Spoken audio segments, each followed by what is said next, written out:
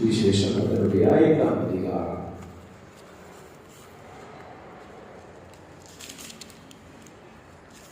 யோவான் எழுதின சுவிசேஷம் 5ஆம் அதிகாரம்.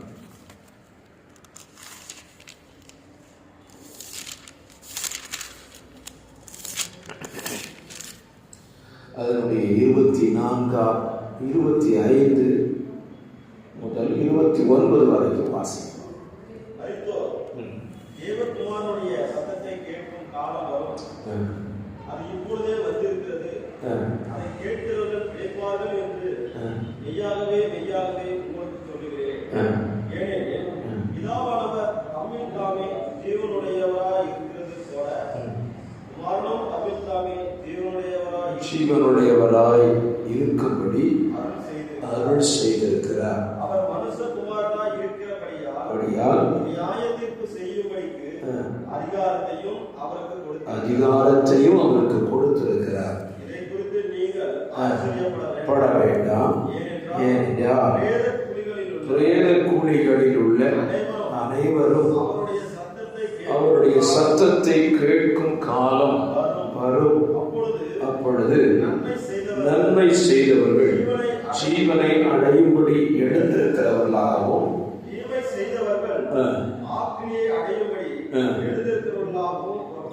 ஆமென், ஹல்லேலூயா. இந்த மாலை நேரத்துல தேவ சத்தத்தை கேட்கிற ஜனம் பாக்கியம் உள்ளது. அதைத்தான் நாம் இன்னைக்கு தியானிக்க போகிறோம். உலகத்தில் ஏராளமான சத்தங்கள் இருக்கிறது. காலையில கண்ணு திறந்து மாலை வரைக்கும் பார்த்தீங்கன்னா சத்தம் கேட்டுக்கிட்டே இருக்கு.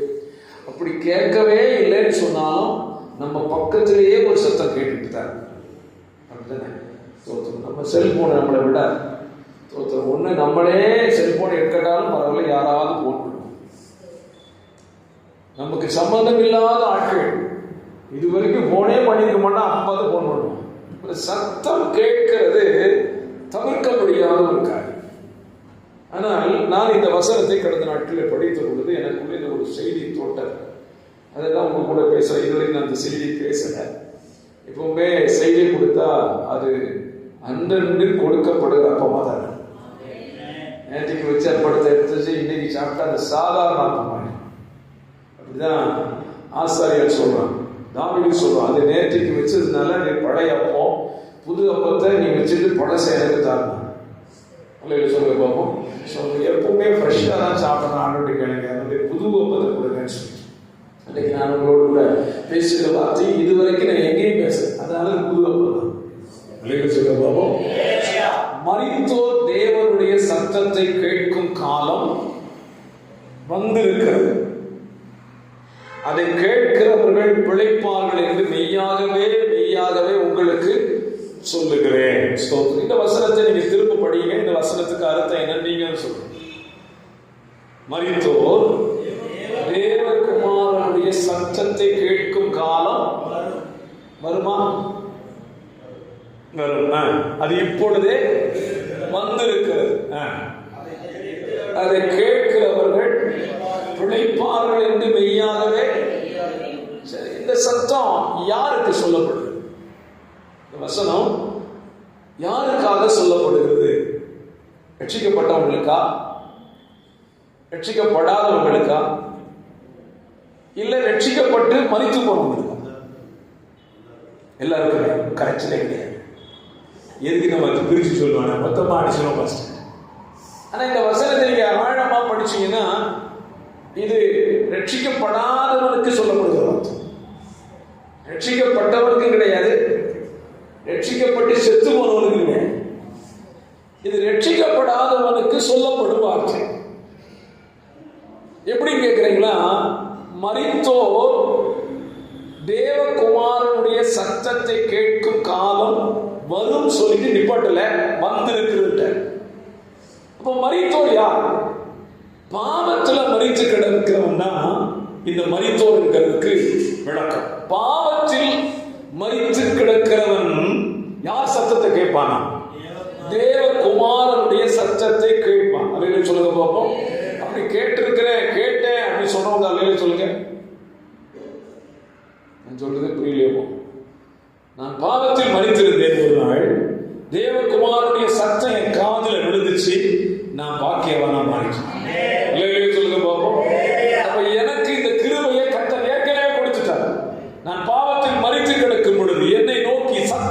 சுவிசேஷம் வந்தது, அது என் காதில் விழுந்தது, நான் பிழைத்து விட்டேன். சொல்ல பார்ப்போம். ஆலயத்தில் இருக்கிற நீங்களா யாரு? பிழைத்தவர்கள். எதனால பிழைச்சிட்டோம்? அவர் சத்தத்தை கேட்டதுனால பிழைச்சிட்டோம். சொல்லுங்க பார்ப்போம். கர்த்தர் நல்லவர். அப்ப நம்ம அவர் சத்தத்தை கேட்கிறது ரொம்ப ரொம்ப அவசியம். எனக்கு கடந்த நாட்களில் நான் தியானித்த வேத பகுதியை உங்களுக்கு சொல்லுகிறேன். 1 சாமுவேல் புஸ்தகம் 3ஆம் அதிகாரத்துல சாமுவேல் ஏலியோடு கூட படுத்திருக்கிறான். எனக்கு ஒரு வார்த்தை சொல்லுகிறேன். அவன் விளக்கு அணையும் முன்னே படுத்துக் கொண்டான் அப்படின்னு. ஆசரிப்பு கூடத்துல விளக்கு அணைகிறதுக்கு முன்னாலே படுத்துக்கிறான். சாமுவேல் சின்ன பிள்ளை, அவ்வளவுதான் அவனுக்கு கெப்பாசிட்டி. ஆனா அப்படி படுத்துக்கிட்ட யெகோவா தேவன் பேசுகிறார். சாமுவேலே சாமுவேலே அப்படின்னு கூப்பிடுறாரு. இந்த பிள்ளையாண்டா எழுந்து எங்க போனா? ஏன் போனா? கூப்பிட்டது யாரு? கர்த்தர் தானே கூப்பிட்டாரு. அவன் ஏறிட்டு போனான். ஏன் அவனுக்கு தெரியல? அவன் எங்க இருந்தான்? ஆலயத்துல இருந்தான், ஆசரிப்பு கூடாரத்தில் இருந்தான். பைபிள் சொல்லப்பட்டிருக்கிறது, அவன் கர்த்தருக்கு பணிவிடை செய்து கொண்டிருந்தான்.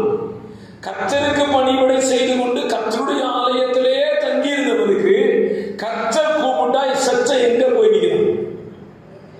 ஏறிட போய் நிற்கிறான். அப்ப என்ன காரணம்? அவன் ஏன் ஏறிட போனான்?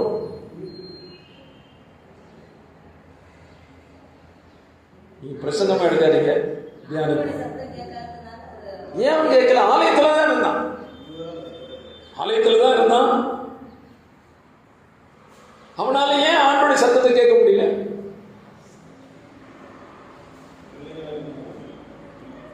பிள்ளையாண்டா இருந்தானா? இல்ல. இந்த கொஞ்சம் நீங்க ஆழமா வந்தீங்கன்னா 3 டைம் ஆண்டவர் கூப்பிட்டுட்டாரு. 3 நேரம் எங்க தான் நிக்கிறாங்க? ஏலிட்ட போய் ஐயா கூப்பிட்டீங்களா? 3வது தடவை போகும்போது ஏலிக்கே ஸ்ட்ரைக் ஆகுது. பிள்ளையாண்டானை கர்த்தர் கூப்பிடுங்க. அப்பதான் ஏலிக்கு ஒரு தவறு புரியுது. இந்த பையனை என் கூட வேலைக்கு வச்சிருந்தேன், நான் என்ன சொல்லி கொடுக்கல. பேசுகிற ஒரு தெய்வம் இதுல இருக்கிறான்னு சொல்லி கொடுக்கல. இந்த இத்தனை ஆண்டுகளும் இந்த சாமுவேல் யார் சத்தத்தை தான் கேட்டிருந்தான்? ஏலி சத்தத்தையே கேட்டு கேட்டு கேட்டு பழகிறதுனால அவன் தெய்வமே கூப்பிட்டாலும் யார் தான் கொண்டு சொல்லுவோம்? நம்ம வாழ்க்கையை யோசித்து பாருங்க. நம்ம போதகர் சத்தத்தை கேட்கணும், இல்லைன்னு சொல்லல, எதிராளி கிடையாது. ஆனா போதகர் பிரசங்கம் பண்ணுகிற தேவ சத்தத்தை கேட்கணும். அந்த சத்தத்தை நம்ம கேட்கல அப்படின்னா மரித்தோ தேவ சத்தத்தை கேட்கவே முடியும். போதகருடைய சத்தம் நல்லது. யார் கூப்பிட்டாலும் சரி, ராத்திரி 1 மணிக்கு ஆண்டவரே கூப்பிட்டாலும் பைக் எடுத்துட்டு பாஸ்டர் முன்னாடி பாஸ்டர் கூப்பிட்டீங்களா கேட்டீங்கன்னா பிரச்சனை எங்க இருக்குது? நான் கூப்பிடுகிறவரின் சத்தத்தை கேட்கல. அப்போ இதுக்கு என்ன காரணம் அப்படின்னு கேட்டா, சாமுவேல் மேல தப்பே கிடையாது. யார் மேல தப்பு இல்ல? யார் மேல தப்பு? ஏலி மேல தப்பு. என்ன தப்பு? சொல்லி கொடுக்கல. நல்லா புரிஞ்சுக்கணும். பேசுகிற ஒரு தெய்வம் ஆலயத்தில் இருக்கிறாருங்கிறத ஏலி சொல்லி கொடுத்திருந்தான்னா முதல் கூப்பிடுதலுக்கு ஏலி ஆண்டவருடைய சாமுவேல் சொல்லிருப்பான், சொல்லும் அடியே சொல்லிருப்பான். இப்ப நான் எனக்கு கற்றுக்கொண்ட பாடம், எனக்கு கீழ் கிடைக்கிற விசுவாசிகளுக்கு ஏன் சத்தத்தை கற்றுக் கொடுக்கிறேனோ இல்லையோ, பேசுகிற தெய்வத்தின் சத்தத்தை கற்றுக் கொடுத்தான். ஹல்லேலூயா. உங்க வீட்டுல உங்க சத்தத்தை உங்க பிள்ளைகளுக்கு கற்றுக் கொடுக்கிறீங்களோ இல்லையோ, பேசுகிற தெய்வத்தின் சத்தத்தை கற்றுக் கொடுத்துட்டீங்கன்னா எந்த காலம் ஆனாலும் சரி உங்க பிள்ளை வெளியே வைப்பாங்க. ஹல்லேலூயா. நீங்க அதுக்கு பிறகு நீங்க வேலை பத்தில படிச்சு பாருங்க. 1 சாமுவேல் 3ல 4வது தடவை கர்த்தர் சாமுவேலை கூப்பிடுறாரு. கூப்பிடும்போது ஏன்கிட்ட போய் நிக்கல, அவன் யாத்துனா. அதுக்கு பிறகு நீங்க படிச்சு பாருங்க. அதுக்கு பிறகு சாமுவேல் ஏலிக்கு முன்னாலே நிக்கல, எங்க நின்னுட்டான்? கர்த்தர் அவனுக்கு புரிஞ்சிருச்சு, இந்த தாத்தா சத்தத்தை விட அவர் சத்தம் பாருங்க. ஹல்லேலூயா, ஹல்லேலூயா. கர்த்தர் நல்லவர். அப்போ மரித்தோர் தேவனுடைய சத்தத்தை கேட்கும் காலம் வந்திருக்கிறது. இன்னைக்கு அநேகருடைய காதுகளிலே இந்த சுவிசேஷம் விழுந்துகிட்டே இருக்குது. கர்த்தர் ஆங்காங்கே பிழைக்க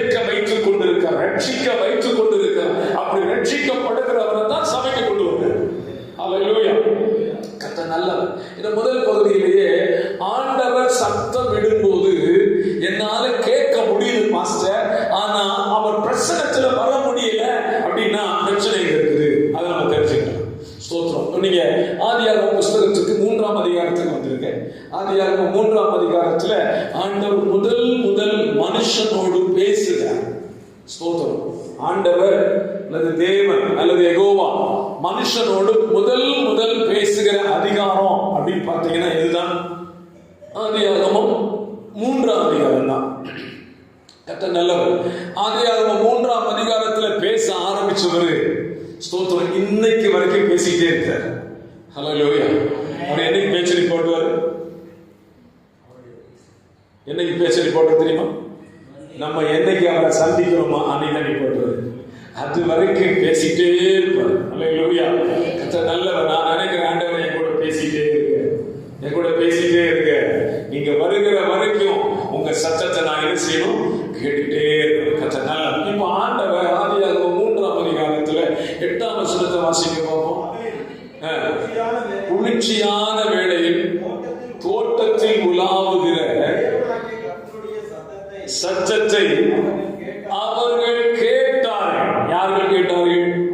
ஆதாமும் ஏவாளும் சத்தத்தை கேட்டாங்க. ஆனா எங்க வரல? சத்தத்தை கேட்டார்கள்.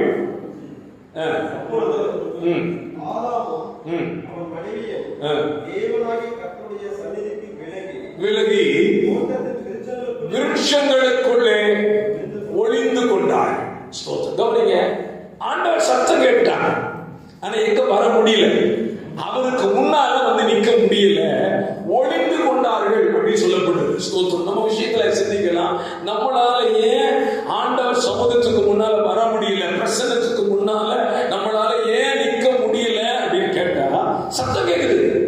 புரியுது? ஆண்டவர் தான் பேசுற வாய்ஸ் நல்லா கேக்குது, தெளிவா கேக்குது. ஆனா அந்த சத்தத்தை பேசுகிறவருக்கு முன்னால என்னால நிக்க முடியலையே, வர முடியலையே. அதுக்கு என்ன ரீசன் அப்படின்னு கேட்டீங்கன்னா, அவரையும் என்னையும் பிரிக்கிற பாவம் என்னில் வந்துச்சு.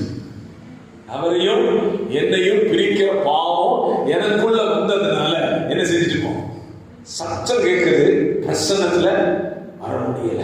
ஸ்தோத்திரம். ஒருவேளை நம்ம வாழ்க்கையில சத்தத்தை கேட்கிறோம், பாஸ்டர் ஆண்டவர் பேசுறது தெரியுது, ஆனா அந்த பிரசன்னத்துல என்னால வர முடியல அப்படின்னா ஏதோ ஒரு பாவம் என்னையும் அவரை என்ன செய்வோம்? பிரிக்குது. ஸ்தோத்திரம். ஆண்டவர் ஆதாம் ஏவாளும் செஞ்ச பாவம் நமக்கு நல்லா தெரியும். என்ன பாவம் செஞ்சுட்டாங்க? பழம் சாப்பிட்டது பாவமா? இப்ப நான் பிரசன்னம் பண்ணும்போது நீங்க டீ குடிக்கிறது பாவம் சொன்னா என்ன ஆயிடும்? பெரிய பிரச்சனையா? ஸ்தோத்திரம். நான் பிரசன்னம் பண்றேன், நீங்க டீ பிஸ்கட் சாப்பிடுறீங்க பாவம் அப்படின்னு சொல்ல முடியுமா? இல்ல பழம் சாப்பிட்டது பாவமா? என்ன பொறுத்தல பாவம் இல்லை, பழம் சாப்பிட்றது தான் கொடுத்துக்கிறாங்க. அப்ப எதுதான் பாஸ்டர் பாவம்? சிம்பிளா சொல்றேன். ஆண்டவர் நீ பழம் சாப்பிடாதன்னு சொல்லுங்க, நான் சொல்றதுக்கு கீழ்ப்படி, அவ்வளவுதான் மேட்டர். இதுக்கு விளக்கத்தை சொல்லுவாரு 1 சாமுவேல் 16 சொல்லுவாரு 22. கர்த்தருடைய சத்தத்துக்கு கீழ்ப்படிவதை பார்க்கிலும் பலி முக்கியமா? பலியை பார்க்கிலும் கீழ்ப்படிதல் முக்கியம். அப்போ ஆண்டவர் அந்த வசனத்தை இப்படி சொல்ல நான் விரும்புகிறேன். இவங்க அந்த பழத்தை பறிச்சு சாப்பிட்டா யார போல மாறிட்டாங்க? அது உண்மையா பொய்யா? பொய்யா? உண்மை. உண்மைதான். உண்மை எப்படி சொல்றீங்க பாஸ்டர்? 3ஆம் அதிகாரத்துல 22ஆம் வசனம் நினைக்கிறேன். ஆதியாகமம் 3:22 பாருங்க. அது பொய் கிடையாது, அது உண்மைதான். ஆண்டவரே அதை ஏற்றுக்கொள்ளுங்க.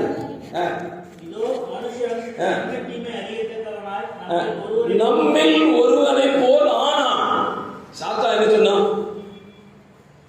விசாசாவுண்ட என்ன சொன்னான்? இதை சாப்பிட்டா நீ தேவரை போல மாறுவேன்னு சொன்னான். உண்மைதானே சொன்னான். அவன் சொன்னது தப்பு கிடையாது, உண்மையதான் சொன்னான். அவங்களும் சாப்பிட்டு யாரை போல மாறிட்டாங்க? தேவரை போல மாறிட்டாங்க. இதை யார் சொல்றா? ஆண்டவரே சொல்றாரு. அவர்கள் நம்மில் ஒருவனை போல் ஆனார்கள். அப்ப எதுக்கு ஆண்டவரே உங்களை போல மாறுறதுக்கு தானே எங்களை கூப்பிட்டுருக்கிறீரு? உங்களை போல மாறினா என்ன வெளியானுனா என்ன அர்த்தம்? இப்ப நம்மளை எப்படி மாத்த ஆண்டவர் வச்சிருக்கிறாரு? பவுல் அழகான ஒரு வார்த்தை சொல்லுவான் அகிரிப்பா ராஜாவை பார்த்து, ராஜாவே இந்த கட்டுகள் தவிர முழுவதும் என்னை போல் ஆகும்படி விரும்புகிறேன் அப்படின்னு சொல்லுவான். அகிரிப்பா ராஜாவை பார்த்து ஆண்டவர் என்ன சொல்றாரு? இப்ப என்ன போல மாறின்னு சொல்றது. இப்ப ஆதாம் ஏவாள் இப்ப அவங்ககிட்ட எல்லாம் சொல்றீங்களா என்ன போல மாற, என்ன போல? நாங்களும் உன்னை போல தானே மாறினேன், இதுக்காகவா தோட்டத்தோடு வெளித்தள்ளிடு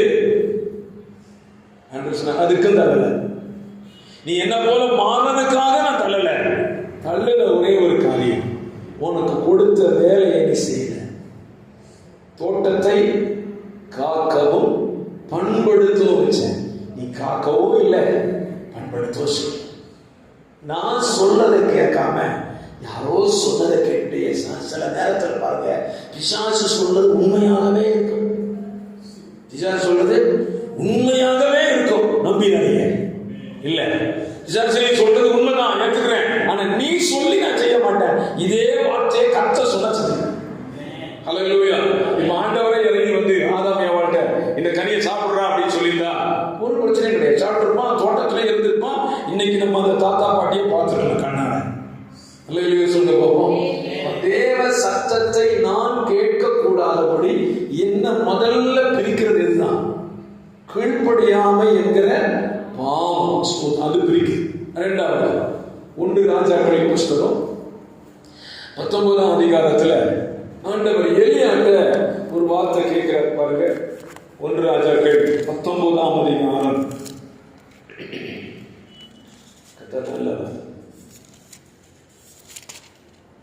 19ஆம் அதிகாரம் அதனுடைய 13ஆம் வசனம்.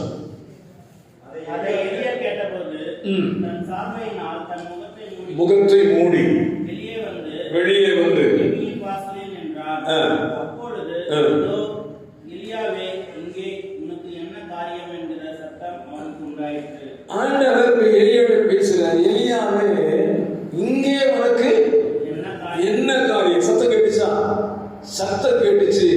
எலியா என்ன சொன்னா பாருங்க, சேனைகளின் தேவனாகிய கர்த்தருக்காக வெகு பக்தி வைராக்கியமாயிருந்து இஸ்ரவேல் புத்திரர் உமது உடன்படிக்கையை தள்ளிவிட்டார்கள். உம்முடைய பலிபீடங்களை இடித்து தீர்க்கதரிசிகளை கொன்றுபோட்டார்கள். நான் ஒருவன் மாத்திரம் மீந்திருக்கிறேன், என் பிராணனையும் வாங்க தேடுகிறார். எலியா தேவ சத்தத்தை கேட்கிறான். தேவ சத்தம் கேட்டாலும் அவனால தேவனுக்கு முன்னால நிற்க முடியல. என்ன பிரச்சனை? எலியாவை போல வல்லமையான தீர்க்கதரிசியை வேத புத்தகத்துல நிறைய பேர் இருக்காங்க. எலியா வானத்திலிருந்து அக்கினியவே என்ன செஞ்சுட்டான்? ஜெபம் பண்ணி ஆண்டவரால் இறக்கப்பட்டான். அவன் சொல்றான், இல்லப்பா ஒரு சத்தம் கேட்குது, நான் ஒரு சத்தம் சொல்றேன், அதை மட்டும் நீ கேளு. என்ன சத்தம் பாருங்க, அந்த அதிகாரத்துல ஸ்தோத்திரம் 5ஆம் வசனம். 1 ராஜாக்கள் 19:5. ஒரு சுரச்செடியின் கீழ் படுத்துக்கொண்டு நித்துரை பண்ணினான். அதுக்கு 4ஆம் வசனத்தில் இது பாருங்க, கர்த்தாவே என் ஆத்துமாவை எடுத்துக்கொள்ளும், என் பிதாக்களை பார்க்கிறேன்னா நல்லவன் அல்ல. சொல்ல பார்ப்போம். ஸ்தோத்திரம். எலியாவிட எப்படி வெளிப்பாடு கிடைச்சதுன்னு தெரியல. அல்லோகத்துல போன எலியாவை பார்த்து ஒரு கேள்வி கேட்கும். என்ன கேள்வி அப்படின்னா, அவன் ஆண்டவர்கிட்ட என்ன கேட்கிறான்? ஆண்டவரே என்னை எடுத்துக்கொள்ளும், என் ஆத்துமாவை எடுத்துக்கொள்ளும். எப்படி இவனுக்கு இந்த ரெவலேஷன் கிடைச்சது? மரணத்துல 2 மரணம் இருக்கு. ஒன்று எடுத்துக்கொள்ளப்படுதல், இன்னொன்று மரித்தல். இவன் ஆண்டவர்கிட்ட என்ன கொல்லுன்னு கேட்கல. எடுத்துக்கொள்ளுன்னு என்ன அர்த்தம்? 2ஆம் அதிகாரத்துல தேவன் அவனை எடுத்துக்கொண்டார் இல்லை. இந்த வெளிப்பாடு எனக்கு எப்படி கிடைச்சது? நான் எடுத்துக்கொள்ளப்படுகிற நபர் அப்படின்னு அவனுக்கு எப்படி தெரியும்? நமக்கு மரணம் எப்படி இருக்கும் தெரியுமா? தெரியாது. நேற்று இந்த நாள் தம்பியில பேசிட்டு நேற்று கூட சொன்ன ஞாபகம், ஒரு பரிசுத்தமான ஒரு ரட்சிக்கப்பட்ட பிள்ளையினுடைய மரணம் தேவ பார்வையில பெஸ்ட், அருமையானது. அதே ரட்சிக்கப்பட்ட விசுவாசி ஒரு ஊழியர் சாலை விபத்தில் மரிப்பது தேவ திட்டமே இல்லை. ஏன்னா பிள்ளையாம் சொல்றான், நான் நீதிமான் மரிப்பது போல மரிப்பேனாக. அப்ப நீதிமான் எப்படி மரிப்பான் அப்படின்னு பார்த்தீங்கன்னா, ஆண்டவர் ஏசாயா தீர்க்கதரிசி சொல்லுவாரு, தீங்கு நாட்கள் வருவதற்கு முன்பதாகவே நீதிமான் எடுத்துக் கொள்ளப்படுகிறான். ஆண்டவர் அவனை எடுத்துக் கொள்கிறார். நல்ல மரணத்தை சந்திப்பான். ஆண்டவருடைய சொல்லும் பொழுது பரிசுத்தவான்களுடைய மரணம் கர்த்தருடைய பார்வையில அருமையாக இருக்குன்னு சொல்றாரு. ஆனா எலியா சொல்றான், ஆண்டவர் என்னை எடுத்துக்கொள்ளும். ஆண்டவர் சொல்ற ரைட்டுமா, உன் ஜெபத்து நல்ல ஜெபம் தான், ஆனா எடுக்கப்படக்கூடிய வேலை என்ன செய்யலையே, வரல. எடுக்கப்படுறதுக்கு முன்னால நீ செய்ய வேண்டிய வேலை நிறைய இருக்குது, அதை செய்யாம உன்னை எடுக்கவும் மாட்டேன் அப்படின்னு சொல்ல பார்ப்போம். சொல்ற பல நேரத்துல ஆண்டவரை பார்த்து நம்மளும் சொல்ல, ஆண்டவரை எடுத்துக்கொள்ள இல்லப்பா, நீ பூமியில் செய்ய வேண்டிய வேலை இன்னும் இருக்குது, அந்த வேலை முடியும் போது உன்னை நான் எடுத்துக்கொள்வேன். நம்ம எல்லாரும் எடுத்துக்கொள்ளப்படுகிற அந்த லிஸ்ட்ல இருப்போம். சொல்ல பார்ப்போம்.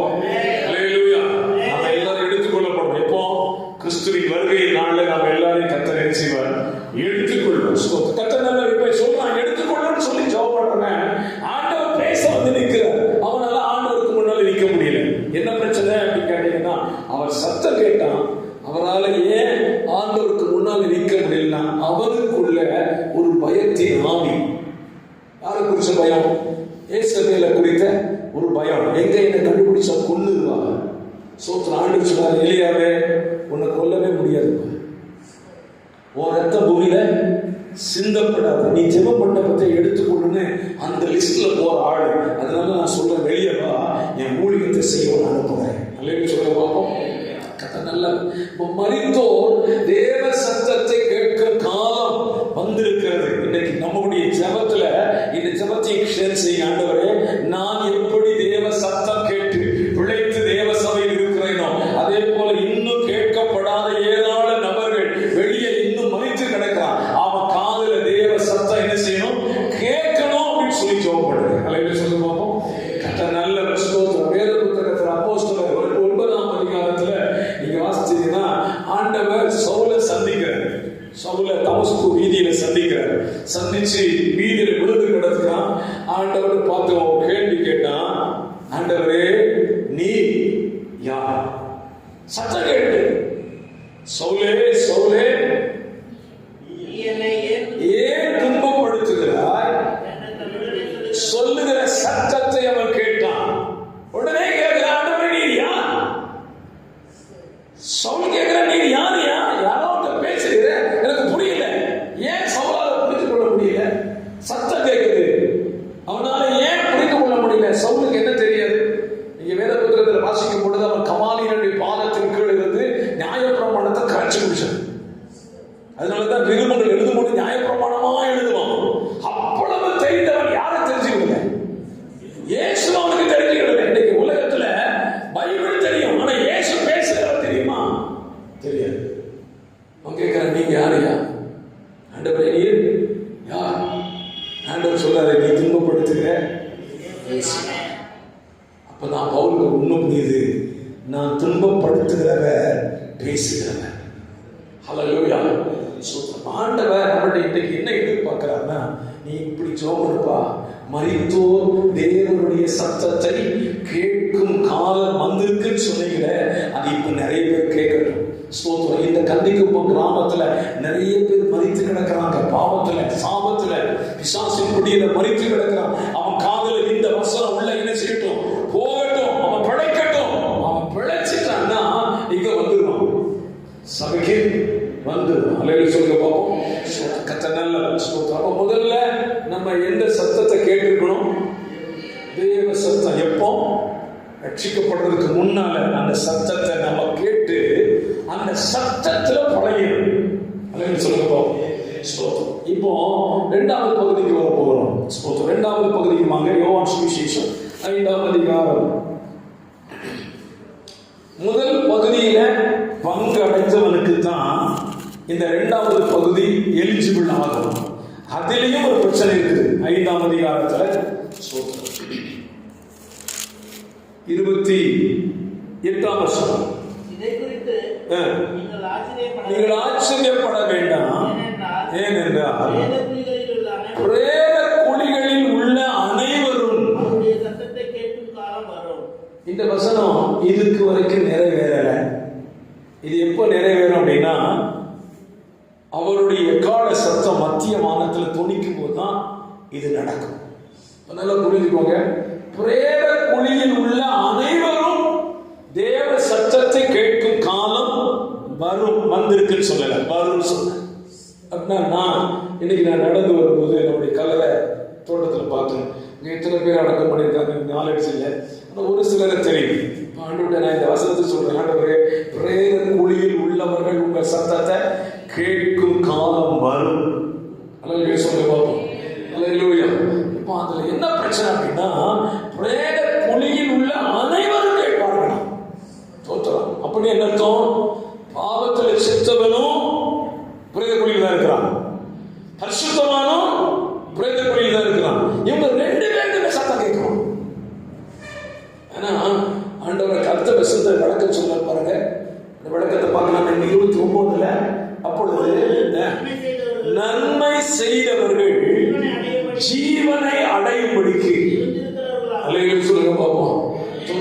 மரித்தோர் பிரேத குழியில இருந்தாலும் அவன் எப்படிப்பட்டவனா இருக்கணும்? நன்மை செய்தவனா இருக்கணும். சோத்திரம். அப்படியே பார்த்தா கோவில எல்லாரும் நன்மை செய்யறாங்கல்ல, யாரும் நன்மை செய்யாம இருக்கிறான். கிறிஸ்தவனும் நன்மை செய்யறான், நன்மை செய்கிறார். நன்மை என்றால் என்ன?